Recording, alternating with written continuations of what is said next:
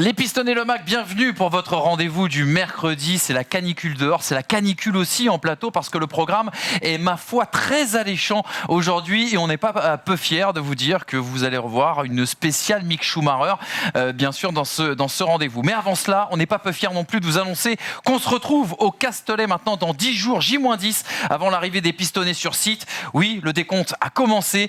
On aura rendez-vous du vendredi au dimanche soir en live Twitch, bien sûr, sur la chaîne First Team 101. On prendra l'antenne avant chaque course de support, chaque essai libre. Après chacun de ces modules aussi, les Pistonnés seront en plateau. Antoine aussi, le pit stop sera avec nous. On va se régaler et on aura tout un panel d'invités. Vous allez voir de grandes marques, des gens de la F1, mais des gens aussi également issus des à côté du show business, comme on le disait dans les années 90. Hamza et Brice sont bien sûr présents avec nous. La jet set. Pas nous, la jet set.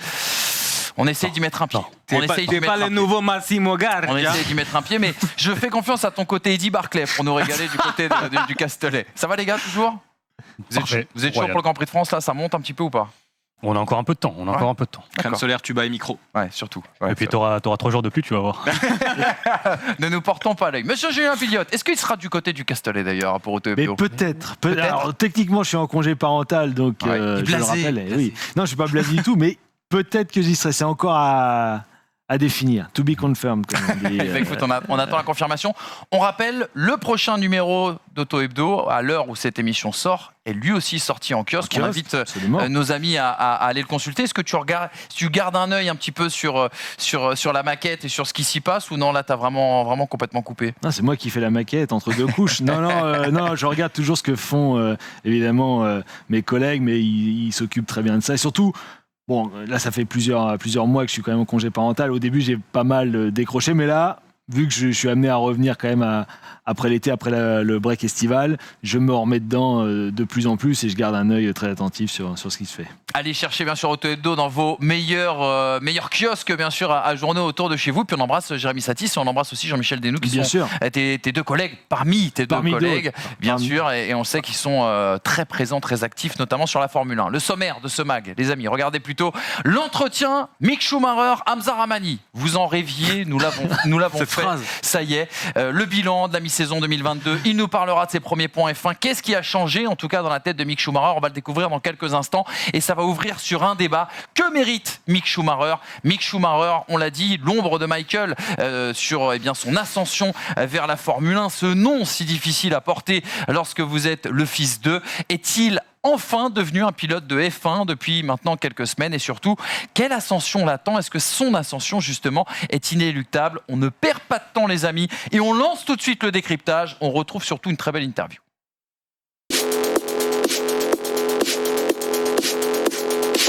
L'interview que vous allez voir tout de suite, dans les Pistonnés, a été enregistrée en cours de semaine. C'est Hamza qui s'en est occupé. Raconte-nous un petit peu les coulisses, comment ça s'est passé, comment ça s'était préparé, parce qu'on a eu un gros coup de peau quand même. Ouais, on a fait une demande à As, tout simplement, comme on fait des demandes à toutes les écuries pour tous les pilotes. Il y en a qui répondent, il y en a qui répondent pas, il y en a qui répondent non. Je préfère qu'on réponde non qu'on ne réponde pas. T'as raison. Mais après, je crois que ça fait partie du jeu de la Formule 1. Plus tard. Ouais, voilà. Non, mais As a joué le jeu. Ils nous ont fixé une date il y a 2 mois. Ils ont tenu parole, pas eu de problème. Le hasard fait que ça arrivait en plus juste après Silverstone et les premiers points de Mick Schumacher. Donc parfait. Je pense qu'eux étaient contents. Où tout s'est bien passé. Bravo, merci à eux. Exactement, tu lui as parlé en français, il t'a répondu en anglais. On regarde tout de suite l'entretien Mick Schumacher, Hamza Rahmani.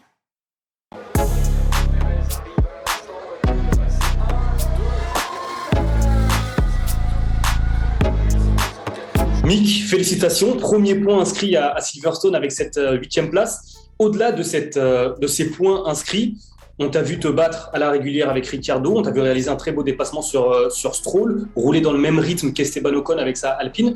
Est-ce que tu considères, encore une fois, au-delà des points, que c'est ta meilleure course en Formule 1 depuis le début de ta carrière? Well, I think, yeah, in some ways, it is one of the better races of this year. I think we've showed great pace across the whole race. And obviously we've been battling with Max, which we usually don't get. So I think unless he didn't have the issue, we wouldn't have done it either. So anyways, it was good to be able to have a diversity of people to fight with. And so yeah, I think it was probably one of the better races. On arrive à la mi-saison, Mick, bientôt. Quel bilan tu tires de cette première partie de saison? I think it was a difficult start to the year, but you know, it's not the first time that I had that kind of start. So you know, I'm kind of not used to it, but I know what I can or how I can turn it around, let's say, and you know, end up in a strong position anyways. So yeah, it's obviously a bit different, but I would have hoped for more. But at the end, I have to take what I get. Justement, pour revenir un petit peu sur ce début de saison, avant Silverstone, tu as eu certainement un moment assez compliqué. Il y a eu 2 crashs assez violents à Jeddah, à Monaco ensuite. Il y a eu l'accrochage avec Sébastien à Miami alors que tu étais dans les points. Première question, est-ce que tu as douté? Deuxième question, comment tu as fait pour sortir de cette spirale négative avec d'abord ta meilleure qualification en carrière au Canada et maintenant ce meilleur résultat en carrière du côté de Silverstone? I think that we had a few good races even before that. I mean, like I think taking Miami, for example, was a strong weekend. But I think also if we go even further back, I think Jeddah, you know, up to that accident that we had, we were, I think, set to go into Q3, and I think points would have for sure been achievable. So, you know, I think that there were just some circumstances which just led us to probably not being in the points and not being able to. Yeah, just quite get there. But again, it's all part of a learning process. It's all part of trying to you know, understand it better, also the car, and move forwards. And I think that, yeah, again, the season opening part wasn't the way we expected it, but nonetheless, I think we were able to turn it around, and I knew that I was going to be able to turn it around. It was just a question of time, and hopefully now, yeah, we will have a good part of rest of the season, let's say like this. Justement, tu parles de learning progress. Selon toi, quels sont tes axes de progression aujourd'hui en Formule 1? Où se situe ta marge de progression? You know, I think that as a driver, you can always improve in every aspect, and I think that's for me the same. And I would never see myself as complete in any way, because like I think there's no such thing as being complete. I think you want to try to achieve to be complete, but you will never fully achieve it because the cars change, the situation changes. So you always have to constantly adapt, and then obviously with that comes compromise. So it's always a matter of just trying to take the best of every situation and try and learn out of it. J'imagine aussi que le développement de la Haas, ça doit faire partie de ce processus. On sait que Haas développe moins que d'autres écuries. Ça va peut-être devenir plus compliqué justement de profiter des erreurs d'adversaires pour aller marquer des points. Quelles sont tes ambitions sur la seconde moitié de saison? Yeah, I mean, I think in terms of updates, we're probably the team that has the least, but yet we're still scoring points, and yet we're still, you know, able to be quite a bit quicker than some of the teams that have brought updates nearly every race, which is, you know, quite positive. Obviously, we would want to be further forwards. We would want to have more speed at times, but you know, that's also part of Formula One. Some tracks we're better than others, and I think that when we get our update package in Budapest, I'm pretty sure that with the development and everything we had, like in terms of timing, we should be able to do a big step forwards, hopefully, and we'll be able to fight with, you know, with more guys around us and hopefully be further up in the midfield, which is obviously what we're hoping out of that update. Justement, depuis le début de la saison, on voit une Haas assez rapide, assez performante en qualification sur un tour. Par contre, le rythme de course est peut-être un peu moins bon. Déjà, première question, comment tu l'expliques? Deuxième question, est-ce que tu penses que les updates du côté de Budapest vont aider aussi à améliorer ce rythme en course? At the beginning of the year, obviously we've learned a lot since then. So we've understood the car, we've understood what for example I as a driver want from the car in qualifying and in race. And I feel that since probably a few weeks now or weekends, we've improved quite drastically the race performance without diminishing the qualifying performance. So again, I think there's some tracks which were good and some tracks which were less good, but that's across all teams. All teams will have tracks that they're better at and some tracks which are worse at. So it's just a matter of again, kind of trying to maximize on the tracks you are not that good and trying to just really be clean in the weekends you're quick. And I think that hopefully with the updates they will get, they will work the way we hope they will. And then hope, just everything, qualifying and race performance just as a step up. That's obviously what we expect from the update, that basically we're more efficient and quicker in every aspect then. J'aimerais revenir aussi sur le changement de réglementation. Après 6 mois maintenant de course, on voit des pilotes qui étaient performants en 2021, qui le sont peut-être un peu moins en 2022, et inversement, des pilotes qui sont peut-être meilleurs en 2022. Alors toi déjà, où tu te situes par rapport à cela? Est-ce que tu préférais peut-être, par rapport à ton style de pilotage, c'était plus facile de piloter en 2021 ou en 2022? In one way, I think it's quite difficult to say I was better last year, I was better this year in terms of what car fits me. But at the end, I think anyways, it's irrelevant because the cars won't change. So for me, it's, what happened last year and how the car was last year, I don't really care anymore. Because for me, it's important to be as quick as I can in this year's car. And then next year, it's going to be in next year's car and so on. So yeah, I don't really think back. I try to think forwards and just try to adapt my driving style to it. And if it doesn't suit me, I have to make it suit me, if that makes sense. Et quelles adaptations tu as dû faire sur ton pilotage? Well, the car is heavier. The car is probably a bit less maneuverable in some ways because of the weight. And yeah, I mean, it's just a matter of readapting also to some of the procedures that we have changed within the team. But that's a question of 2-3 races and then you're in it. It's not something that takes half a year or a full year to get used to. It's just readapting to what the car is like, because obviously the car is quite different to last year. And on top of that, our car, the Haas car, has improved drastically compared to last year. So it's just a matter of also readapting to that, because now there's more fighting, there's more strategical thought processes in it, and every, let's say, mistake can cost you valuable points, but also any maybe ambitious move can benefit you. So it's really about trying to manage your risk and reward management over the course of the year. J'ai une autre question sur ton parcours. Ton parcours en catégorie inférieure, il y a un point commun assez frappant, je trouve, et tu en as certainement déjà parlé, en Formule 4 à Dac, en Formule 2000, en Formule 3, en Formule 2, tu as mis 1 an avant de performer. Comment tu expliques ce processus d'adaptation, et est-ce que tu penses aujourd'hui traverser ce même schéma en Formule 1?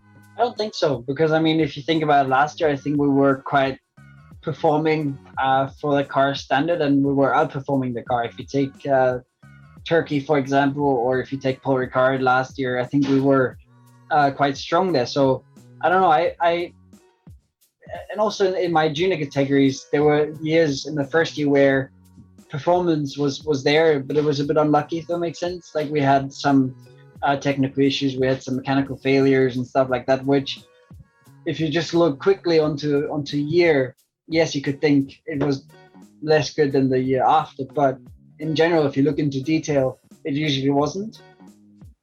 It just seems like second year we were able to have less mistakes maybe from my side, but also less mistakes in terms of car understanding, as in mechanical issues or mechanical failures. So I don't know. Last year I felt very comfortable in Formula 1, and I feel comfortable this year. So yeah, both work well for me. Une dernière question sur ta relation avec Sébastien Vettel. Qu'est-ce qu'il t'apporte au quotidien dans ton pilotage, dans ton apprentissage de la Formule 1? Quel type de conseils te prodigue-t-il? Well, I think obviously with Sebastian, it's much more than only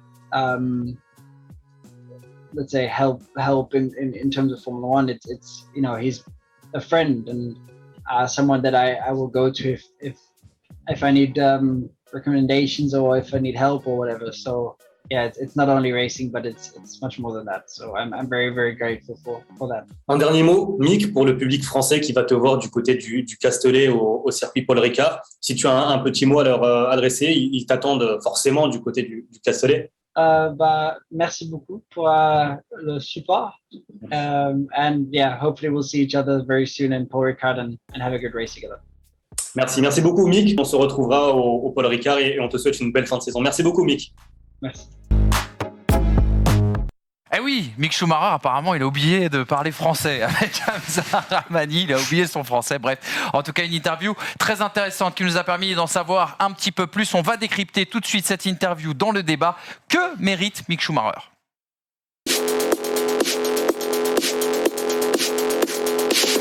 Tout le monde a pris des petites notes autour de ce plateau après cette jolie séquence. On va parler de Mick Schumacher, on va se poser notamment la question de sa légitimité en Formule 1 avec notamment ce premier thème. On va remonter le temps et refaire le fil de la carrière de Mick Schumacher, son origine, son arrivée notamment dans le sport automobile, fils du grand Michael, légende de la Formule 1, pilote préféré de Julien Biot. Absolument. Je tiens à le dire. Absolument. Voilà. Ah oui. C'est commun au Julien de la F1 ça. Qui t'a offert tes premières émissions à une certaine génération aussi.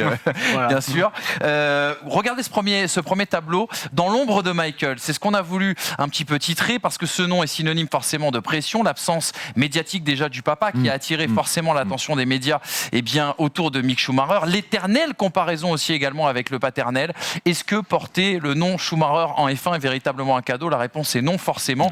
Et puis un nom mine de rien et paradoxalement qui lui a aussi ouvert des portes. L'accès forcément au karting très très jeune, le soutien de la Ferrari Driver Academy qui lui permet aujourd'hui bien sûr d'être en Formule 1 et d'avoir piloté les meilleures formules de promotion, notamment F3 et F2. Et puis, mine de rien, des sponsors aussi qui apportent de l'argent. L'ombre de Michael, est-ce que justement ce ne serait pas l'une des forces de Mick Schumacher qui, je ne sais pas quelle est votre perception d'ailleurs de Mick Schumacher sur sa carrière jusqu'à présent. Hamza évoquait ce côté un petit peu diesel, cette année d'adaptation permanente. C'est sûr, le patronyme Schumacher, c'est à la fois une bénédiction et un fardeau. Encore plus vu la tragédie familiale que vit la famille Schumacher depuis des années. Forcément, ça lui a ouvert des portes, même si au début, il roulait sous le nom de sa mère. Oui, c'est vrai, Betch. en karting notamment. Voilà, 2013. Parce que justement... Ouais. Jusqu'à 2015. Jusqu'à 2015. Je crois qu'en 2015, quand il arrive en ADAC F4, il commence. Peut-être parce que... Voilà. Enfin, on va pas se mentir, forcément, le nom Schumacher, ça va tout de suite susciter un intérêt médiatique beaucoup plus prononcé. Mais aussi, je pense qu'il y a une volonté aussi de Mick d'assumer sa filiation et voilà, je m'appelle Schumacher, je vais rouler sous le nom Mick Schumacher. Le côté diesel, je crois qu'il est assez éloquent. Hein. Je crois qu'il y a 6 saisons en formule de promotion. À chaque fois, c'est 2. 2 en F4, 2 en F3 et 2 en F2. Effectivement, avec ce même schéma, même si lui a l'air de dire qu'il n'est pas aussi évident que peuvent le suggérer les résultats. C'est vrai que nous, on voit les résultats bruts. Oui. C'est vrai que, moi, perso, j'ai pas vu les courses de F4 ADAC, etc., F2000, F3000. Mais t'as une récurrence quand même, c'est assez frappant. Oui. Il y a une année de... Après peut-être que c'est un hasard pur qu'il n'ait pas eu la bonne monoplace une année sur deux. C'est un peu étonnant parce qu'il était quand même chez Prema, par exemple, en F2. Ça s'est bien répété. Oui, voilà, exactement. Je pense que quand même, c'est un schéma. Et même cette année, même s'il nous dit, Mick, que l'année dernière, il était sans doute, il aurait pu faire la course de la Madone, personne ne l'aurait vu parce que c'était une poubelle, la Haas. On voit quand même que il a, là, sur cette deuxième saison, surtout particulièrement, depuis son crash à Monaco, on a l'impression qu'il y a quand même les choses se mettent bien en place et qu'il y a eu un déclic sur cette deuxième saison. Donc, je pense que c'est un schéma qui est assez valide. Après, lui, s'il ne le ressent pas, évidemment, je ne vais pas lui faire dire le contraire de ce qu'il pense. Hein. L'ombre et l'aide de Michael, qu'est-ce que ça vous suggère sur le parcours et le début de carrière de Mick Schumacher, les gars ? Je pense que c'est limite plus la famille Schumacher, parce qu'aujourd'hui, il y a Ralph aussi qui est présent et on l'oublie, mais il a fait quand même une carrière en Formule 1. Et c'est quelqu'un qui, j'imagine, en tout cas, j'en sais rien, mais j'imagine, apporte au quotidien sur la F1 ou en tout cas lors des précédentes saisons en formule de promotion. Je pense que le fait de baigner dans cet univers Formule 1, on le voit encore une fois, Media Training, tout est formaté, tout est clair, tout est carré.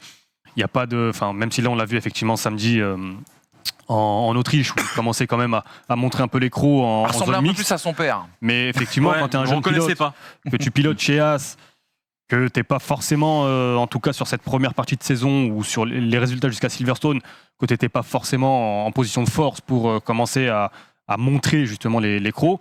Là, il y a ce premier résultat Silverstone, c'est peut-être aussi une conséquence de ce premier résultat qui l'a peut-être libéré mentalement et derrière de pouvoir s'exprimer. Peut-être qu'on va découvrir un nouveau Mick Schumacher. Je ne sais pas à quel point Mick Schumacher a subi son nom. On n'est pas dans sa tête, on n'est pas dans ses émotions. Et les circonstances du drame de son père aussi. Oui, mais en tout cas, j'ai quand même le sentiment que la famille Schumacher et le management de la famille Schumacher avec Sabine Kell, ça a été quand même assez bien fait pour le protéger de ça et lui permettre d'accéder aux catégories le plus sainement possible. Oui. Ce qui, du coup, moi, me fait m'interroger ou en tout cas me faisait, sur le niveau réel de Mick Schumacher, parce que je me suis dit, mais moi, j'ai pas l'impression qu'il ait autant subi son nom qu'un Max Verstappen avec un père fouettard. Attends, avec toute proportion gardée, c'est pas le même père. C'est pas Michael Schumacher. Non, mais il y en a un qui a été beaucoup plus présent dans la manière de mettre en avant son fils que l'autre. Et la famille Schumacher a tout fait après l'accident de Michael pour ne pas mettre en avant Mick. Il est arrivé avec des sponsors, il était couvé par Ferrari, mais il n'y a jamais eu des caisses faites en communication autour de Mick Schumacher. Comparé à ce qui se passe pour Max Verstappen, même Carlos Sainz avec le père. C'est même un sujet tabou. C'est même un sujet tabou. Le Michael, quand t'as Mick en interview, très difficile, impossible. Oui, mais à cause de l'accident. Mais en fait, c'est un sujet tabou. Alors là, je vais vraiment parler de manière personnelle. C'est un sujet que limite, j'ai l'impression que les journalistes se censure et à juste titre. C'est-à-dire qu'on sait, tout le monde, depuis qu'il a accédé, même depuis quand il a commencé en F2, je me souviens sa première saison en F2, parce qu'avant c'était la F3, mais c'était l'Euro F3, donc il n'était pas sur les week-ends de Grand Prix. Je me souviens, Bahreïn 2019, premier meeting de F2. J'avais jamais vu autant de journalistes F1 présents dans le paddock de F2. Ils ont dû demander d'ailleurs où c'était parce qu'ils savaient pas trop. Je plaisante évidemment, mais voilà, il y avait quand même beaucoup de monde et comment dirais-je, mais personne n'ose poser de questions sur eux parce qu'il y a une certaine quand même pudeur, il y a un certain aussi respect de la vie privée et on sent aussi que Mick qui est très bien entouré, notamment par Sabine Kell, qui fait un travail vraiment remarquable, mais voilà, jamais il va s'aventurer. C'est pour ça que Hamza, il t'a répondu en anglais aussi. Ouais. Je pense qu'il parle très bien français, il est né, il a été élevé en Suisse, mais il sait que l'anglais, c'est carré, c'est business, c'est racing, c'est boulon rondelle, quoi. Alors que si on est dans d'autres langues, bon, j'imagine que l'allemand, parce qu'il parle au média allemand en allemand, il n'y a aucun souci, mais voilà, les autres langues, je pense qu'il évite parce qu'ils se disent, ça peut peut-être ouvrir une espèce de micro-porte sur la sphère privée et auquel cas ça pourrait entraîner, on sait que peut-être la presse à sensation en Allemagne pourrait s'en emparer, une mauvaise traduction ça peut aller très vite aujourd'hui. Ouais, surtout ici, je te le dis. Et mine de rien, je trouve qu'il a très bien éteint, tu parlais justement du feu que ça a créé au moment où il est arrivé en F2, je trouve que ce feu il a réussi à très bien le gérer et l'éteindre parce que il est un peu né de nouveau au moment de la fin de saison F2 où il jouait le titre, parce que il y avait le nom plus le potentiel accessite en F1, mais mine de rien, dans la manière dont il répondait en interview et la manière dont la communication autour de lui était gérée, je trouve qu'ils ont quand même tout fait pour écarter le nom de Michael Schumacher de la vie de Mick Schumacher, en tout cas en termes professionnels. Oui, mais en même temps, il passe son temps à rouler dans les voitures de son père, à avoir son casque et tout. Oui, mais en communication, c'est niette. C'est schizophrénie qui ne doit pas être évident à gérer pour lui. Ouais. Et en même temps, est-ce que c'est pas un moyen de tisser un lien avec la carrière de son père qui est brillant? Et donc, ça doit pas être évident de gérer cet aspect, comment dirais-je, d'être à la fois de s'affirmer, de se faire un prénom, mais en même temps, on est sans cesse aussi un peu dans la glorification de l'héritage de Michael, ce qui est totalement compréhensible aussi. Hein. Justement, l'abcès, on les crève, mais l'aspect, par contre, on en parle tout de suite. On a évoqué le côté histoire, le côté homme, évoquons le côté pilote. Est-ce qu'il n'est pas devenu justement un pilote de Formule 1 à part entière? On avait dit sur ce plateau, notamment lors du débrief de la saison dernière, c'était les propos d'Hamza, impossible de juger, c'est Mick Schumacher en 2021, déjà parce que la voiture était à la rue, parce que le coéquipier était en dessous, ce qui n'apportait pas de référence concernant Mick Schumacher, mais ça n'a pas empêché justement qu'il y ait quelques critiques, quelques doutes aussi sur sa légitimité en Formule 1. Et puis ce côté, on y revient, ça a été évoqué notamment pendant cette interview, le côté toujours un peu diesel, on l'a vu dans toutes les formules de promotion, il a toujours eu cette saison d'adaptation, il a quand même eu, et il l'a dit lui-même, un début de saison très compliqué, dominé notamment par un revenant, Kevin Magnussen, et puis ce déclic à Silverstone, est-ce qu'il n'est pas consécutif à une nouvelle approche mentale? Parce qu'on en a parlé pendant le débrief avec toi Julien, moi j'ai l'impression que dans son body language, dans son langage corporel. D'ailleurs, je devrais te retirer un point au quiz, mon cher Brice, parce que j'ai vu un tweet qui m'a pas plu ce week-end. Il a dit learning process à Mick Schumacher. C'est vrai, un point en moins pour tous les deux. Enfin, Bref, est-ce que dans cette approche mentale, justement, il n'y a pas quelque chose qui a changé? On voit aussi également que sa famille est de plus en plus présente depuis notamment le crash à Monaco, notamment sur les circuits. Est-ce qu'il y a quelque chose qui a changé chez Mick Schumacher? Ce qui est devenu un pilote de F1. Sur l'année 2021, en fait, je trouve que le fait de piloter sur une voiture qui n'était pas une voiture de Formule 1, ça l'a plutôt servi que desservi. Parce qu'il a pu entrer dans l'univers Formule 1, découvrir les impératifs Formule 1, tout en n'ayant pas la pression du résultat. La seule pression qu'il avait, j'imagine que c'est une pression qui s'impose à lui-même, c'est devancer son coéquipier qui n'est pas, un crack, sans vouloir lui manquer de respect. Non. Chose qu'il a réussi à faire quasiment sur l'intégralité de la saison en qualification. Je pense que toi aussi, tu es très... Il a pas un super coup de volant. En qualification et en course, il l'a assez bien devancé. Je pense que c'est le seul outil de comparaison. Effectivement, c'est difficile pour nous, en tout cas, de juger la saison 2021. Donc, il a eu 1 an d'adaptation au monde Formule 1, peut-être pas à la performance Formule 1. Là, on arrive sur une deuxième saison où il arrive avec une voiture Formule 1 tout en ayant connaissance du contexte Formule 1. Donc, il a eu ses difficultés en début de saison. Là, il commence à performer. Peut-être effectivement qu'on va découvrir sur la seconde partie de saison un Mick Schumacher qui sera peut-être, j'en sais rien, au niveau de Kevin Magnussen. Et là, c'est prometteur pour As. Pour rebondir sur ce que tu dis, la Formule 1, c'est pas monter dans le baquet, prendre le départ, ramener la voiture à l'arrivée. Ça, c'est la Formule 1 de ceux qui ne sont pas dans la lutte. Aujourd'hui, il doit gérer des dépassements, il doit gérer des stratégies, il doit gérer des défenses, sur des attaques, sur Hamilton. Mais voilà. Et on a vu que c'était plutôt propre. Je suis désolé, les 22 courses de l'année dernière ne lui donnent aucunement cette expérience. Si. Blue flag. Non, il a appris à se ranger. Il a appris à mettre avec le Mazepin, clignot. Quelques bagarres. D'ailleurs, Mais est-ce qu'elles sont référentielles? Mazepin qui n'était pas formidable. Elles sont pas référentielles par rapport à là où il va se frotter des septuples champions du monde tels que Lewis Hamilton ou que Max Verstappen à Silverstone, même avec une voiture endommagée. Donc, pour le coup, l'adaptation, si on pense comme ça, alors on va pas être dans la défense de Mick Schumacher de manière bête et méchante, mais si on pense comme ça, il aura mis entre guillemets que 6 mois et 9 courses à arriver, peut-être pas au niveau de Kevin Magnussen en termes de régularité, mais il a prouvé qu'il pouvait avoir de la performance dans cette monoplace, là, depuis les 2 dernières courses. En fait, c'est la question déjà qu'on se posait nous.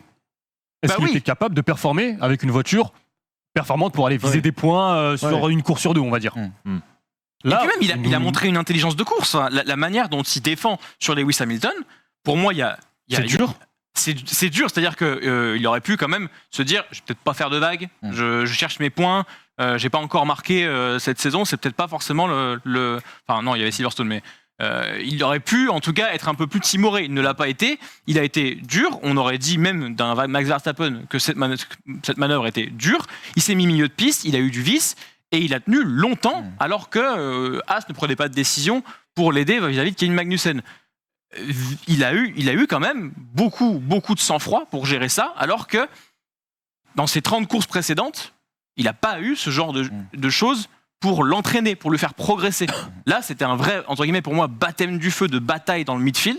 Et force est de constater qu'il s'en est quand même très bien sorti. Julien, quand on se replonge dans l'interview là, de tout à l'heure, il dit avec ce changement de réglementation pour 2022, il y a eu un changement d'approche. Il dit il faut faire l'art de la stratégie est très important parce que les écarts sont resserrés. Le pilotage est différent parce que les voitures sont également plus lourdes, plus rigides. Il faut adapter, affiner sa science de la course. Est-ce que sur tous ces points de vue, il t'a convaincu, Mick Schumacher, depuis 2 courses et depuis le début de cette saison? Pas depuis le début de cette saison, parce que franchement, il a eu un passage très compliqué. Déjà, je crois que dès la première séance qualif, Magnussen est devant. Magnussen fait un super résultat, je sais plus, top 5 ou top 6 à Bahreïn. Voilà. Donc là, franchement, un peu la tête dans le seau. Jeddah, Miami, où il va enfin entrer dans les points et il s'accroche avec son mentor et son ami Seb. Le crash à Monaco. Donc là, on était vraiment... ça aurait pu être très compliqué, parce qu'après, la saison est quand même très longue, mais il a su rebondir et je suis le premier surpris et je mange mon chapeau volontiers parce que je pensais pas qu'il en serait capable et force est de constater que depuis cette qualif au Canada il est quand même sur une dynamique très intéressante et c'est pas seulement juste un coup d'éclat comme ça, il y a quand même 2-3 week-ends aboutis et solides. Alors je sais que mes collègues chez Auto Hebdo qui m'entendent vont se moquer de moi parce que j'arrêtais pas de faire des blagues sur Mick Schumacher qui marquait pas de points jusque-là, mais à un Tu moment doutais donné, de sa légitimité en Formule 1 ? oui. Ouais. Oui. Assez clairement, enfin, sa légitimité. Sur une grille, vous avez des pilotes comme Nicolas Latifi et Lance Stroll, il fait pas injure. Mais quand il y a Piastri sur le bord. Voilà, mais exactement. C'est-à-dire que c'est pas le champion F2 le plus flamboyant. Je crois qu'il avait gagné que 2 courses. Même son dauphin, Calum Milot, qui est pas extraordinaire, en avait gagné 4. Donc j'avais des doutes sur sa légitimité. Enfin, sur sa légitimité à être un top pilote F1. C'est-à-dire que il fait pas, il est pas. C'est pas le prochain pilote Ferrari, quoi. Voilà, en gros. Voilà. À être dans la carrière qu'on lui a promis entre guillemets. Voilà, qu'on lui a annoncé, qu'on lui ça avait l'air cousu de fil blanc. Je suis pas sûr qu'aujourd'hui, il est encore, on en parlera peut-être après, qu'il ait encore les épaules pour être chez Ferrari. Je pense pas, honnêtement. C'est tôt. C'est très tôt et de toute façon c'est bloqué jusqu'en 2024. Mais même je sais pas s'il va arriver à franchir parce que là il a franchi un premier palier, c'est intéressant. Maintenant il y en a quand même d'autres avant d'arriver pour pouvoir prétendre à être chez Ferrari, quoi. Mais Steiner a bien résumé la situation en disant que les premiers points de Mick ne l'avaient pas seulement soulagé, il a dit en conf de presse que ça l'avait rendu heureux et ça a créé un système un peu vertueux psychologiquement chez Mick où il peut débloquer le potentiel parce que on en a déjà parlé même avec Julien Febvreau quand il était là, il y a énormément de l'aspect mental dans la performance des pilotes. On conduit quand même des monoplaces à 320 km/h. Si on n'est pas un tout petit peu en confiance et un tout petit peu dans le bonheur de faire ce qu'on fait, forcément les performances vont s'en ressentir.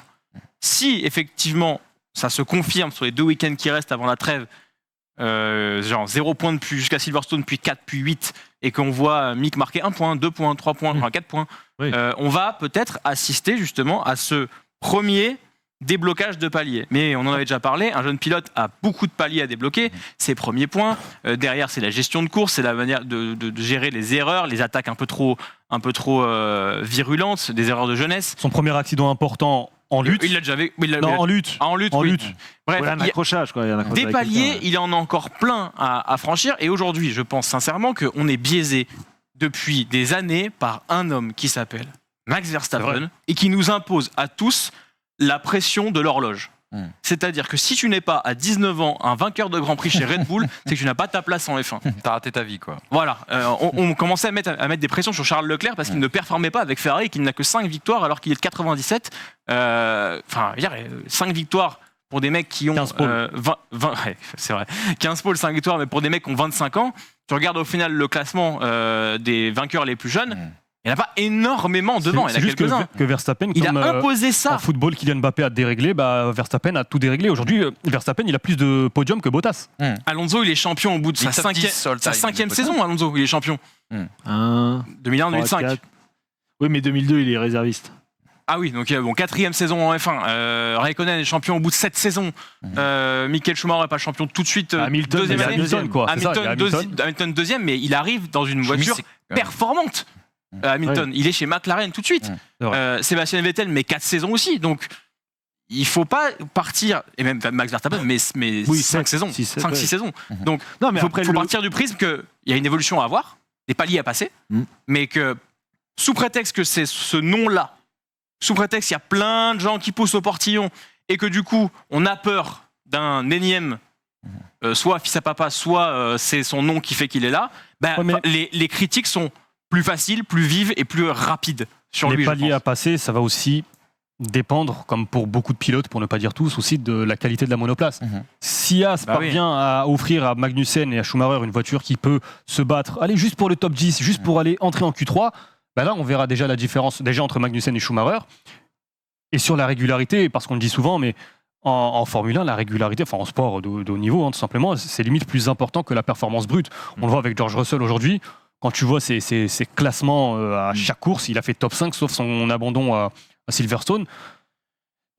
il laisse une bonne impression parce qu'il est toujours régulier. Schumacher, c'est aussi une étape qui sera importante, c'est aller chercher cette régularité. Et justement, posons-nous la question, parce que vous avez parlé de l'après, vous avez parlé notamment de est-ce que Haas pourra lui fournir une voiture, est-ce que le fait de passer aussi des paliers, est-ce que justement Mick Schumacher n'aura pas une chance incroyable que certains n'ont pas en Formule 1, c'est-à-dire le temps. Regardez avec cet habillage, est-ce que justement son ascension n'est pas inéluctable à Mick Schumacher? Est-ce qu'il peut avoir notamment un avenir du côté de la Scuderia Ferrari? Le symbole de mettre un Schumacher dans une Ferrari, un numéro 2 en devenir pour interrogation. Est-ce qu'il peut rêver un destin façon George Russell? Est-ce que, si jamais ce n'est pas la Scuderia, il peut faire un step-up vers Alfa Romeo? Et puis, est-ce que aussi son avenir peut s'écrire en dehors de la Scuderia? Est-ce qu'il peut survivre en F1 sans soutien justement de l'écurie italienne? On se rappelle qu'il y a une rumeur Aston Martin de remplacement de Sebastian Vettel du côté de Silverstone. Tu nous diras, Julien, si c'est une simple rumeur ou s'il y a bien quelque chose de fondé derrière. Et mine de rien, toujours cette constatation, son nom permet d'attirer les sponsors, ce qui peut être profitable et bénéficiable lorsque l'on est une écurie qui souhaite l'accueillir. On pense bien évidemment à Haas et à l'apport financier qu'il a eu lorsqu'il est arrivé l'année dernière.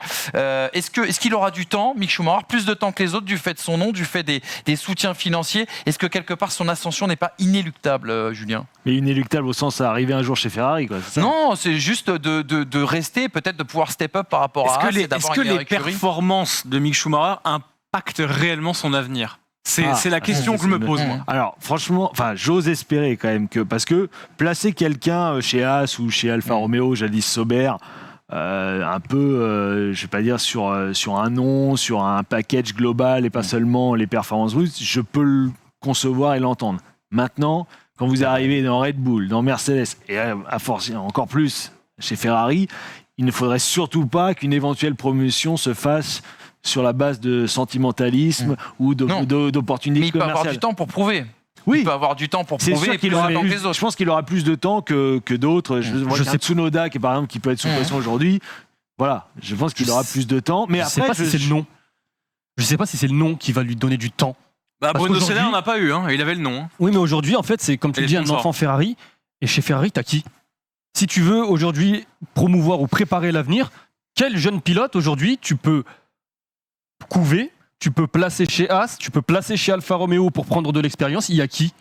Schwartzmann. Oui. Schwartzmann, Ils ont pas grand-chose. Donc aujourd'hui, Mick Schumacher, alors s'il y avait beaucoup de concurrence, effectivement, tu peux penser que son nom aide à. Mais aujourd'hui, je suis même pas sûr que son nom aide tant que ça. C'est juste que chez Ferrari, il n'y a pas grand monde et qu'aujourd'hui, si tu veux préparer l'avenir de la même manière que tu as préparé l'avenir à un Charles Leclerc qui aujourd'hui est le présent et le futur de Ferrari, peut-être que Mick Schumacher, à terme, aura cette possibilité parce qu'il y a avant tout, avant son nom, parce qu'il n'y a pas la possibilité justement de promouvoir de mais les autres ont été soutenus ils comme peuvent lui a été recruter en soutenu. dehors. Ils peuvent Ferrari. aussi, Voilà, bien sûr, ils peuvent recruter des top pilotes en dehors. Non mais je parle de Haas et Alfa Romeo, placer le jeune pilote chez Haas et Alfa Tu prends Romeo. Ferrari, ça n'a jamais été une écurie qui a vraiment basé tout sur l'académie. Normalement, c'est recruter le meilleur pilote qui est présent actuellement et l'associer à soit un pilote numéro 2, soit l'autre meilleur pilote. Sauf mais que là, tu vois les line-up. Sauf que là, ils ont Charles Leclerc. Oui, mais pour la première fois depuis très longtemps, ils ont un baby driver, entre guillemets, de leur maison. Ça va changer la perception que tu vas avoir sur l'avenir, sur la prochaine décennie ou sur les 5 prochaines années. Je suis pas sûr que dans l'académie, il y a un autre Charles Leclerc actuellement. Et puis qui peut se permettre de recruter tout le monde? C'est bien Ferrari. Mais conséquence. Je veux dire un changement de méthode du fait qu'ils aient réussi à faire sortir Charles Leclerc. Si tu as Charles Leclerc et que tu as Charles Leclerc pour 3, 5, 10 ans, t'as pas besoin d'aller chercher un pilote à l'extérieur pour concurrencer Charles Leclerc ou un crack, potentiellement un crack de ton académie pour concurrencer Charles Leclerc. Mais il faut ramener les titres. Et puis Carlos Sainz, il a que 27 ans. Complètement. Voilà, c'est pas impossible que Carlos Sainz fasse aussi une très longue carrière chez Ferrari, comme un David Coulthard a pu le faire longtemps chez McLaren avec Mika Häkkinen. Si vous avez ou Barrichello ou ce genre, c'est bon, il va pas aimer qu'on dise ça, Carlos Sainz, ou même Weber qui est resté quand même des années chez Red Bull. Après Sainz, c'est pas le genre, parce que vu la capacité qu'il a à changer d'écurie pour aller justement chercher la performance et chercher le baquet numéro 1 quelque part, il y a peut-être moyen qu'un jour Carlos Sainz parte et fasse une Ricciardo dans le sens où peut-être partir plus bas pour être premier pilote et essayer de développer une écurie pour aller plus haut. Le débat, c'est pas Sainz, mais c'est intéressant ce que tu dis. On peut peut-être faire un parallèle. Est-ce que justement il peut survivre en quittant le giron Ferrari? Il y a cette rumeur Aston Martin, pourquoi pas le remplacement de Sebastian Vettel l'année prochaine. Ça ne reste qu'une rumeur qui était donnée par la presse britannique la semaine dernière. Julien, qu'est-ce que tu pressens pour Mick Schumacher? Est-ce qu'il a un avenir sans soutien de Ferrari? Si j'ai du mal à l'imaginer, honnêtement. Je le vois tellement lié, on va dire, à cette marque, aussi bien, enfin la famille Schumacher globalement. J'ai du mal à le voir, en tout cas, à l'heure actuelle. Il est quand même encore jeune, 23 ans, à l'imaginer en dehors. Maintenant, pour moi, la progression logique, dans d'autres circonstances, ça aurait été d'aller chez Sauber / Alfa Romeo, parce que c'est quand même une écurie, en théorie, un peu. Enfin, pas en théorie, non, c'est quand même une écurie plus solide que Haas, qui a plus d'expérience, qui était un peu le vivier de Ferrari. Felipe Massa est allé aller apprendre un peu la vie là-bas. Charles Leclerc, évidemment. Il y a cette tradition. Giovinazzi aussi, qui était pilote de l'académie. Je sais même pas s'il y a encore. Il n'est pas monté, non, mais voilà. Mais. Je pense qu'entre Haas et Sauber, c'est pas faire une injure à Haas que de dire que Alfa Romeo est une meilleure. Il y a une structure plus saine. Ouais. Maintenant, Bottas est là pour plusieurs saisons. Zhou m'étonne agréablement, je le reconnais aussi. Il y a Théo Pourchaire qui traîne dans le coin. Je sais pas s'il y a une ouverture et je vois pas en fait. Qu'est-ce qu'il fait l'année prochaine, Mick, en fait honnêtement, aujourd'hui, je sais pas, il a peut-être un contrat roulant chez Haas qui va être... Haas dit qu'ils ont l'option, enfin que c'est eux qui décident, c'est pas Ferrari. Je trouve que c'est se mettre en danger potentiellement que de quitter, on en revient à ce que je disais tout à l'heure. Pour Mick Schumacher, quitter Ferrari pour aller encore plus chez Aston Martin, pour être le sous-fifre de Lance Stroll. Honnêtement, je trouve qu'il a beaucoup à perdre et pas grand-chose à gagner, Mick Schumacher, s'il devait quitter Haas, ou en tout cas la structure Ferrari. En fait, je pense qu'il faut qu'on se pose la question sur le prisme de son niveau. C'est-à-dire qu'à mon avis, quitter le giron Ferrari, ça ne sera pas un problème si on estime qu'il a le niveau suffisant pour s'imposer quelque part ailleurs. Aujourd'hui, je pense que si on a cette perception-là, que si c'est important qu'il reste chez Ferrari, c'est parce qu'on a le sentiment que Ferrari le couve et qu'il est protégé. Et que si Ferrari n'était plus là, la question d'une remise en cause de son baquet serait légitime. Parce qu'il n'a pas encore, entre guillemets, prouvé assez. Après, on revient à la même question. Est-ce qu'il avait le matériel pour prouver ? Est-ce qu'il a mis trop de temps, pas assez de temps ? Là, il est en train de faire changer les choses. On aura la réponse en fin de saison. Voilà, parce qu'il y aura beaucoup moins d'excuses en fin de saison si jamais les performances ne sont pas là. Mais du coup, si on pense, à mon sens, qu'il doit rester chez Ferrari, c'est qu'on estime qu'il n'a pas encore amené un potentiel suffisant pour être en Formule 1 sans l'aide Ferrari. Je pense. Oui, c'est vrai, c'est totalement vrai, mais c'est aussi une sorte de sécurité parce que Ferrari, t'as potentiellement 4 volants, même si t'as Bottas, même si t'as quand même 4 volants. Si demain tu pars... Ouais, mais Mick Schumacher, c'est censé être l'avenir. Si demain, encore une fois, si tu pars chez Aston, si demain il commence à dominer Stroll et qu'il y a un truc qui... Mais en même temps, il peut devenir Lucas Badoer de. Mais en même temps, le nom intéressera toujours. Le nom Schumacher intéressera toujours. On en parlait avec Manu il y a une semaine. Lance Stroll apparemment voudrait avoir Mick Schumacher pour le mettre à côté de son fils pour dire mon fils est à côté de Mick Schumacher et attirer les sponsors et faire briller la famille Stroll. Il n'y a même pas de côté sportif dans l'histoire réellement. Si Mick Schumacher est sur le marché et qu'il y a une écurie qui manque un deuxième pilote et qu'il y a besoin d'amener des sponsors, il y a One and One, il y a le sponsor illisible à 45 000 caractères, je ne sais plus ce que c'est. Du sponsor de son papa. Oui, sur la voilà. Bravo pour la prononciation. C'est 2 points de plus pour le quiz. Il y a des mecs qui bossent en presse écrite, tu le sens, tu vois. Non, mais parce que je sais qu'il a récupéré, effectivement, il est devenu ambassadeur. La marque, je les avais rencontrés, c'est des assurances, je crois, ou ce genre de choses. D'accord. Ils ont une relation très. C'est une entreprise familiale et avec la famille, ils étaient très contents de soutenir. Ils sont très contents de soutenir. Mais ça amènera dans tous les cas de l'argent. Oui, en fait. non, donc, c'est sûr. Il a le nom, l'image, l'argent en soi. Il y a quand même un cercle vertueux tout ça. Vous l'avez dit, il va avoir du temps. De performance, quoi. Oui, non, mais c'est ça. Mais il va avoir du temps peut-être. Oui, il va avoir du temps. Je pense qu'il aura plus de temps. Il faut que l'image du nom Schumacher ne soit pas non plus endommagée par le fils, parce que mine de rien, Michael Schumacher, pendant très longtemps, on s'est dit que c'était le roi et rien au-dessus. Est-ce que l'image de Senna, elle est endommagée par Bruno ? Ou de Zidane, par Enzo Zidane. Alors pourquoi ? Parce que Bruno Senna, il est resté quoi ? 2 saisons ? Ouais, je crois une saison et demie. Que c'était le neveu. Il portait le casque de son. Franchement, si Mick il fait 10 saisons en F1 et qu'il fait 10 saisons en fond de grille, honnêtement, je suis pas sûr que le nom Schumacher soit ça. Michael, c'est Michael, c'est cette titre, c'est une légende. Je peux regarder David Hallyday. Est-ce qu'il a sali le nom de son père ? Non, absolument pas. Est-ce qu'Emmanuel Moine a sali le nom de son père ? Pour revenir sur Mick Schumacher et sur la saison à venir. Il a tout intérêt effectivement à rester au sein de la Scuderia Ferrari, parce que 2023, on se retrouve dans le même dilemme qu'a eu Pierre Gasly. Il n'y a pas de place de toute façon. À part Complètement, Aston, il n'y a pas de place. Aller chez Aston, quitter le giron Ferrari pour aller chez Aston dès 2023, voilà. c'est prendre un risque inutile. Attends 2024. On aura plus de possibilités d'ouverture et de lecture sur un potentiel marché qui changera ou pas. Et peut-être des nouveaux entrants. Aussi. Oui. Et à ce moment-là, on pourra refaire un point sur Mick Schumacher. Ferrari fait des petites roulettes sur le vélo et pour le moment, je pense qu'il n'est pas capable de rouler tout seul. Voilà. Je vais dire ça comme ça. Eh bien, on garde ce magnéto. Première victoire, on le ressortira. Ouais, voilà, exactement. Mais il a enlevé les petites roulettes.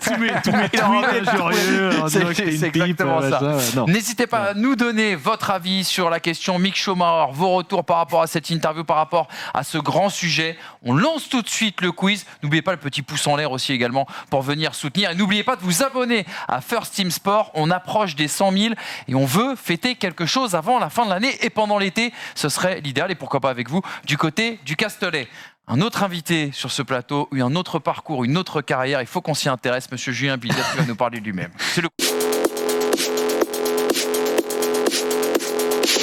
Alors le quiz d'habitude c'est un jeu et on a envie de jouer avec toi Julien. On rappelle que tu es bien sûr grand reporter pour Auto Hebdo sur les circuits depuis 2017. Tu as un parcours assez étonnant, c'est que tu es passé toi du journalisme à la com, de la com au journalisme, Voilà. et tu as réussi à survivre et tu as réalisé surtout notre rêve à tous, faire un tour du monde quasiment tous les ans. Donc on a décidé, puisque tu es l'un des insiders français dans le paddock, de te poser plein de questions pour essayer de mieux comprendre qui est qui au sein de ce paddock. C'est un qui est qui tout simplement.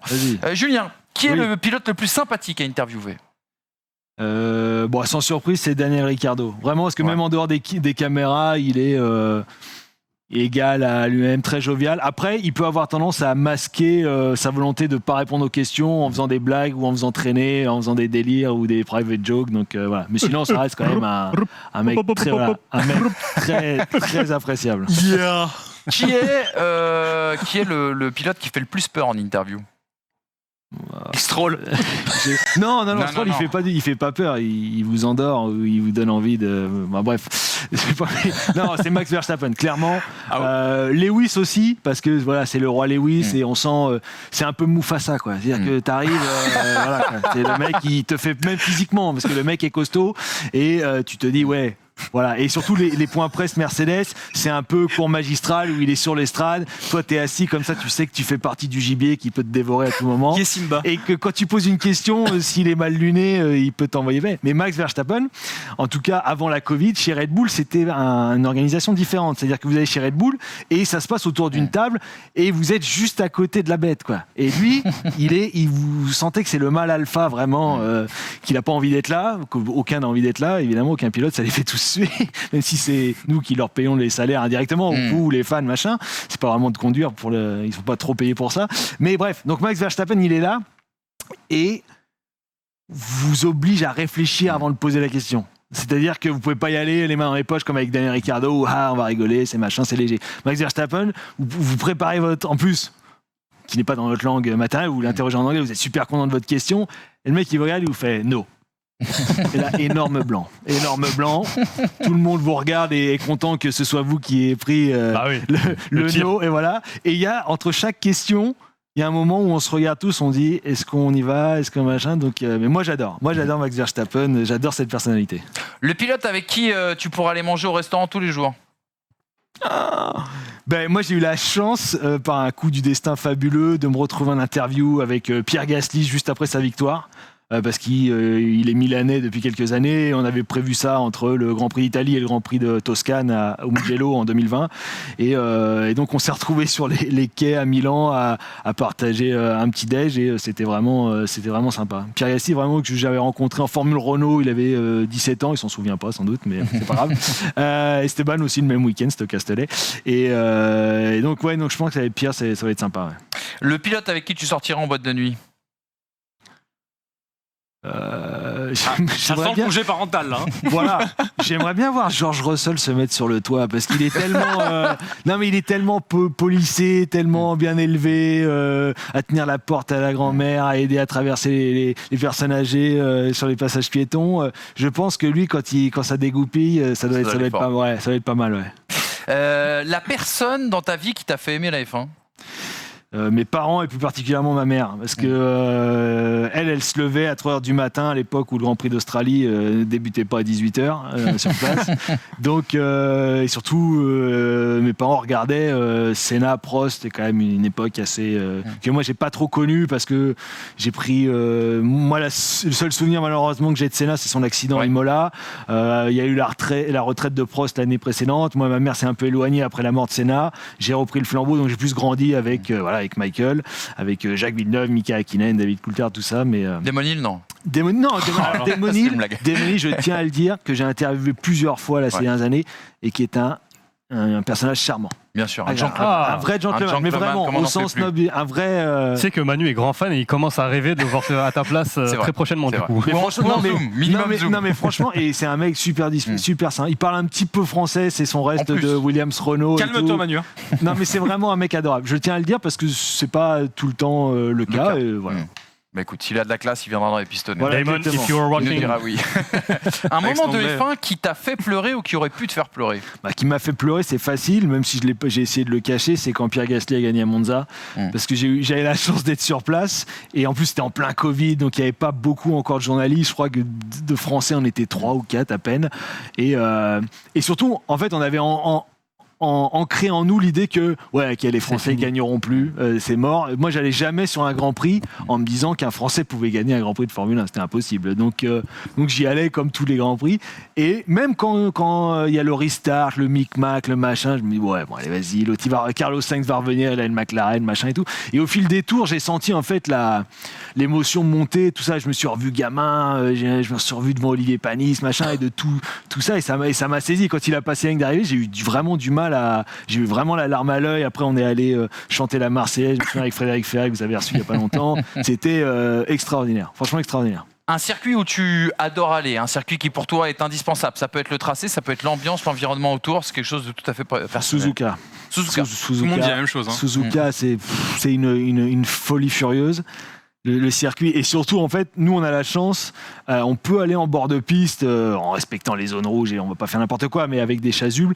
Et à Suzuka, l'enchaînement des Degner, pour y aller, c'est toute une aventure. Vous savez, vous marchez à un moment donné, vous devez passer dans un passage qui est très étroit, qui est loin de la piste, donc c'est pas dangereux, mais très étroit. Et vous avez des grillages, donc vous êtes obligé un peu de vous traîner comme ça. Le problème, c'est que ça s'appelle Spider Alley, parce que vous avez des araignées comme ça, avec des toiles. Elles bougent pas, mais je peux vous dire que franchement, vous avancez comme ça, et j'ai l'impression d'être dans Fort Boyard, dans un truc pour aller chercher une clé. Sauf qu'au bout, il n'y a pas passe-partout, il y a une colline qui est sur. Il y a Lenstroll peut-être. Et non, sur Degner. Et vu que c'est un circuit en 8, vous avez aussi vu sur le 130R de l'autre côté. Alors là, c'est fou furieux. Le pire endroit justement où tu ne veux plus aller? Ça tombe bien, on n'y va plus, c'est Sochi. Non, en plus, Sochi, c'est un charme. C'est tellement improbable. C'est tellement bizarre, c'est tellement un peu galère aussi pour y aller que, au final, peu de monde y allait. Et quand vous vous retrouvez à peu de monde sur place, il y a un esprit un peu colonie de vacances où on est tous dans la même galère, tous dans les mêmes trucs. Et au final, ça devient. Il y a une forme il y a un certain charme. Maintenant, non. Alors que par exemple, Bakou, qui est un endroit un peu aussi improbable, Bakou, la ville est très sympa, c'est très agréable, c'est vraiment. Non, c'est agréable. Est-ce que j'y retournerai en tant que touriste? J'irai peut-être pas jusque-là, mais. C'est vraiment agréable. Alors que Sochi, c'est l'impression d'être dans SimCity. Ils ont construit des trucs à la soviétique. C'est assez improbable. Ton anecdote préférée, anecdote personnelle sur le circuit C1? J'ai raconté ça avec Pierre Gasly. Mais c'est une autre qui concerne Pierre Gasly parce que c'était son podium au Brésil. J'ai eu la bonne idée alors pas de me casser, mais de me faire une très grosse entorse à la cheville le jeudi soir à Interlagos. Et je me suis retrouvé à aller au centre médical F1 le lendemain. Super, ils m'ont pris en charge, mais ils m'ont mis une attelle. Donc je me suis retrouvé avec des béquilles dans la salle de presse d'Interlagos. Et pour avoir accès au paddock, il y a des marches, c'est une galère sans nom. Et j'ai quand même réussi à aller dans le paddock en béquille. Les gens m'avaient vu 2 jours avant sans rien. Ils me disaient qu'est-ce que tu t'es fait et tout. Et bref, je me pose chez Red Bull parce qu'il y a toujours une petite terrasse devant toutes les hospitalités. Et c'est sympa, on peut prendre un café et tout. Toutes les écuries sont top là-dessus, je tiens à le dire. Et je me suis retrouvé dans une conversation off, on va dire, pas pour la première fois, et la seule fois d'ailleurs, avec monsieur Christian Horner. C'est-à-dire Christian Horner, il vous calcule pas vraiment, il est très poli à l'anglaise, machin, ah, what you doing, machin, mais il vous a oublié dans la seconde, voilà. Typique des Britanniques que je salue, bref. Et donc là, j'ai été attablé, et le journaliste du Sun, qui s'appelle Ben Hunt, qui est très sympa, qui a beaucoup de réparties, qui est très drôle, vient me voir, me demande des nouvelles sur ma cheville et tout. Et Horner arrive en même temps. Lui, il connaît Hunt parce que c'est le mec du Sun. Donc, voilà, il fait un peu comment dirais-je, il fait de relations presse, tout ça, machin. Et je me retrouve dans cette conversation qui n'avait rien à voir avec la F1, mais qui était très. Bon, je peux pas répéter ce qu'il nous a dit, parce que c'était quand même des. Non, on est entre nous, personne ne regarde, parce que c'est une émission qui n'est pas regardée. C'était des bêtises, en plus. Donc voilà, mais. C'est quoi le thème? Le thème? Ah ouais, d'accord. C'était vraiment des bêtises. C'était vraiment des bêtises. Mais c'était improbable. Il a fallu que limite je me pète la jambe pour Christian Horner et je bois un café avec lui, quoi. Riff, c'est ce qui te reste à faire. Voilà. Mais je vais péter la si vous voulez. Du coup, je vais péter la tienne au cap. Non, mais mettez un faux plâtre, hein, ça vous épargnera, parce qu'après, il a fallu se faire les 12 heures d'avion avec le. Bon, Auto Hebdo m'a surclassé dans l'avion, donc je les salue, je les remercie. Et tu as raison. La personne dont tu es le plus fier de l'avoir fait en interview, c'est-à-dire le Julien Billotte jeune, se dit ah là, franchement, j'ai réussi. Oh là, c'est compliqué ça. C'est compliqué. Marcus Winkelhock. En pôle en 2000. Un grand prix. T'as jamais fait Choumi, Non, j'avais pas fait Choumi. Non, si. Alors, même on n'a plus le droit de le mentionner, Bernie Ecclestone. Ah oui. Pour le 1000e Grand Prix, donc je suis allé le voir avant le Grand Prix de Chine, et je me suis retrouvé dans son bureau à Londres. Et là aussi, vous êtes bien habillé, pas coiffé comme n'importe comment, c'est-à-dire comme aujourd'hui. Et j'arrive. Et il était déjà avec un autre journaliste britannique que je connais, Phil Duncan, et il allait me faire patienter. Au début, son assistant ou sa secrétaire me dit bon, on va patienter. Et en fait, il me voit passer et il dit entrez. Je l'avais jamais rencontré, mais déjà quand même Bernie, quoi. Et c'est un mec qui parle avec une voix de porcelaine, très pas du tout intimidant, voilà, exactement, la coupe à la Mireille Mathieu, parfait, quoi. Bref, mamie. Et il me voit et il me dit ouais non mais là je suis un peu occupé, là je suis avec un vrai journaliste, mais si vous voulez regarder et prendre quelques leçons, vous pouvez nous joindre. Et je trouvais ça tellement fabuleux parce qu'il le dit, mais alors pas sur le ton de la blague. Mais moi, et vu que je connaissais Phil Duncan, je lui dis ça te dérange si on partage l'interview. Et au final, c'était super parce que, évidemment, Phil, il est britannique, donc il a pu un peu. La dynamique était différente. C'est plus facile quand vous êtes en petit groupe, en plus avec des gens que vous connaissez, que tout seul, parce que très vite, s'il vous renvoie rien, c'est un peu compliqué. Donc c'est sans doute l'interview la plus marquante. Ouais. Et l'interview que tu aurais rêvé de faire? Bah forcément, oui. En tant qu'immense fan de Michael Schumacher, j'aurais adoré. Même si des échos que j'ai eus de mes collègues, c'était quelqu'un en tout cas en interview comme ça, du temps de sa carrière, de très carré, très professionnel. Donc c'était assez compliqué. On l'a bien vu avec Mick, c'est quand même très bordé, très carré. C'était dur de l'amener sur des sujets un peu plus légers, tout ça. Donc, mais rien que pour le kiff de dire putain, j'ai parlé à Michael, quoi. Et puis, dernière question, quelle est la personne qui a le plus compté dans ta carrière à toi, personnellement? Il y en a beaucoup, donc il ne faut pas que je sélectionne parce que sinon je vais me faire des inimitiés. Celui qui m'a donné Alors j'ai fait un stage avec Pierre Van Vliet. Ouais. Pierre Van Vliet, j'ai travaillé pour F1i, la version anglaise, donc je le salue s'il nous regarde. Vincent Franceschini, qui est mon premier employeur. J'ai travaillé dans la communication, qui a une agence de relations publiques à Londres. Il s'occupe de différents pilotes et teams. Jean-Michel Desnoux, qui est très légende d'Auto Hebdo depuis 30 ans, qui est grand reporter, mais il était déjà là avant, il est grand reporter F1, donc qui est très pote avec Vincent Franceschini. C'est comme ça que je l'ai rencontré. C'est lui qui m'a recommandé auprès d'Auto Hebdo pour prendre la suite du regretté Patrick Camus, dont je salue la mémoire aussi, qui nous a quittés trop tôt. J'espère ne pas oublier personne. Cédric Voisard, qui était donc à Figaro avant, mais avec qui j'ai travaillé sur les World Series by Renault pour faire de la télé. Lionel Froissart, qui était chez Libération, et Frédéric Ferrer. En gros, vraiment, j'ai plein de gens qui m'ont ouvert la porte. J'ai rencontré aussi Jean-Louis Moncey, qui est très sympa. Bref, j'ai vraiment... moi qui n'avais aucun réseau dans le sport auto, j'ai eu la chance que des gens comme ça m'ouvrent les portes et me tendent la main ou me donnent des conseils à des moments clés. Donc vraiment, je leur en suis éternellement reconnaissant. Et aujourd'hui... Et Auto Hebdo, évidemment, Romain Bernard qui m'a donné ma chance, rédacteur en chef. Et aujourd'hui, les pistonnés, incroyable. Évidemment. Le melon ici, c'est incroyable. Merci beaucoup, Julien, en tout cas, d'avoir répondu à toutes ces questions, qu'il a ramené le d'avoir melon. livré aussi ton opinion sur tous ces sujets. Bon courage pour le retour sur les circuits, parce Oui. que le métier de reporter F1, c'est pas aisé avec les calendriers de plus en plus longs. Non, c'est intense, mais encore une fois, comme je l'ai dit en début, jamais je ne me plaindrais. Ce serait indécent de se plaindre de faire ce métier. Exactement, et ils ne se plaignent pas non plus, même s'ils sont bien sûr en plateau et qu'ils seront au Castellet à votre rencontre, les amis. Hamza, Brice, merci beaucoup les gars. C'était encore très très bon. Le programme des pistonnés qui s'étoffe de semaine en semaine et c'est très appréciable. J'espère que vous le notez chez vous, bien évidemment. N'oubliez pas le big rendez-vous dans 15 jours. On se retrouve du côté du Castellet, circuit du Paul Ricard, géolocalisation des pistonnés, pas très loin de la piste, en plateau en tout cas pour vous faire vivre tout ça. Venez nous voir, c'est Sur la l'occasion piste. qu'on discute, etc., qu'on échange autour de notre passion, parce qu'après tout, bien évidemment, on essaie de faire le travail le plus professionnel possible, mais on est avant tout les mêmes, c'est-à-dire des passionnés de Formule 1. On aura rendez-vous le dimanche, bien sûr, sur Pole Position, sur Winamax TV, émission depuis le Castellet, et puis du vendredi au dimanche soir, sur la chaîne Twitch First Team 101,